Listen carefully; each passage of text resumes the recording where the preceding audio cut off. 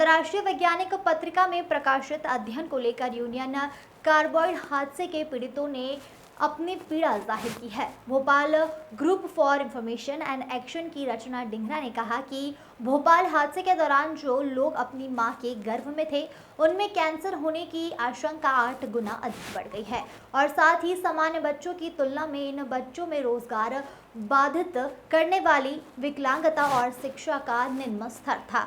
भारत सरकार द्वारा प्रकाशित आंकड़ों के आधार पर अध्ययन किया गया। अध्ययन में यह बताया गया कि हादसे के समय कारखाने से 100 किलोमीटर दूर रहने वाले लोगों पर भी हादसे का प्रभाव देखा जा सकता है। उन्होंने कहा कि यह वैज्ञानिक प्रशासन, राज्य और केंद्र सरकारों के लिए एक चेतावनी होनी चाहिए। शोक के सभी निष्कर्ष सरकारी एजेंसियों द्वारा प्रकाशित आंकड़ों पर निर्धारित है। सरकार ने कंपनी के पीड़ितों के हितों में रक्षा के वादे के बदले में भोपाल के पीड़ितों से यूनियन कार्बाइड पर मुकदमा चलाने का अधिकार छीन लिया है।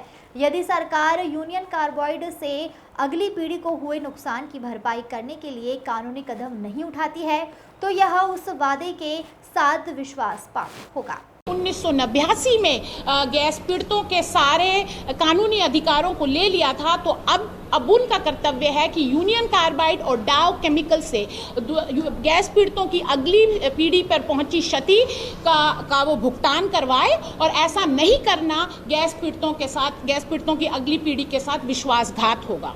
तीसरी बात हम ये कहना चाहते हैं कि जो अध्ययन national institute of research on environmental health जिस उद्देश्य से शुरू किया गया था कि वो गैस पीड़ितों और अगली पीढ़ी पर अध्ययन करेगा, उनके द्वारा सारे अध्ययन बंद किए जा चुके हैं। तो वो अध्ययन दोबारा से शुरू हो ताकि हम जान सकें कि गैस पीड़ितों की अगली पीढ़ी में आज तक क्या क्या समस्याएं हैं। इस शोध में जो एक बहुत बड़ा धमाकेदार बात आई है वो ये है कि इसका असर सिर्फ 8 किलोमीटर के दायरे तक नहीं बल्कि 100 किलोमीटर के दायरे तक पहुंचा है। 100 किलोमीटर के दायरे तक जो माएँ उस वक्त गर्भवती थी उनके बच्चों में समस्या है।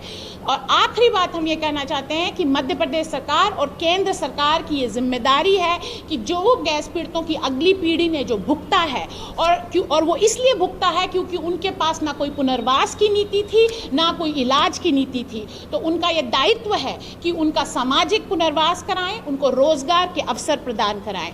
हमारी ये लड़ाई आगे जारी रहेगी। अगले ही हफ्ते हम लोग दिल्ली जा रहे हैं और हम प्रधानमंत्री से, चीफ जस्टिस से, रसायन मंत्री से, इन सब से और DG ICMR से, इन सब से मिलेंगे, उन सबको ये अध्ययन बताएंगे और बोलेंगे कि तुरंत कानूनी कार्रवाई यूनियन कार्बाइड और डाउ केमिकल के खिलाफ शुरू की जाए। आज एक अंतर्राष्ट्रीय पत्रिका में एक अध्ययन छपा है जो ये बताता है कि जो गैस पीड़ित माताओं के गर्भ में जो उस वक़्त बच्चे थे, मतलब 1984 दिसंबर से लेकर सितंबर 1985 के बीच पैदा हुए बच्चों के अंदर 8 गुना ज़्यादा कैंसर की बीमारी है कि होने की आशंका है। और क्योंकि सरकार की नीतियां अगली पीढ़ी के स्वास्थ्य और पुनर्वास के ऊपर केंद्रित नहीं थी, इसकी वजह से उनको रोजगार मिलने में और उनकी शिक्षा का स्तर बहुत ही निम्न पाया गया है। ये कोई गैस पीड़ित संगठनों का आंकड़ा नहीं है, ये आंकड़ा NHFS के डेटा से लिया गया है। University of California San Diego के 5 रिसर्चर्स ने एक अंतर्राष्ट्रीय पत्रिका ब्रिटिश मेडिकल जर्नल में इसको प्रकाशित किया है।